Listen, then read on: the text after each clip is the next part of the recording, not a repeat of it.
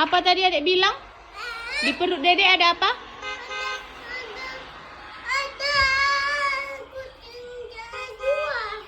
Ada kucing dua.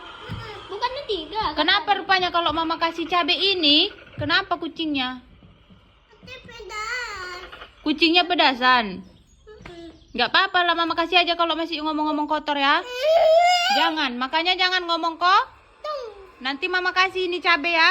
Enggak. Semalam udah mama kasih kan? Cabai raten. Semalam udah mama kasih loh. Mau lagi? Enggak. Mau lagi? Itu cabai panen. Ya mama kasih aja lagi. Enggak. Makanya nggak boleh ngomong-ngomong. Kotor. Ngomong-ngomong? Omong kotong. Ngomong kotong. Kalau ngomong kotor kasih cabe. Biar aja kucing yang dalam perut itu pedasan. Nggak peduli mama. Yang penting mulutnya mama kasih cabe. EGP. Eh. Dudu.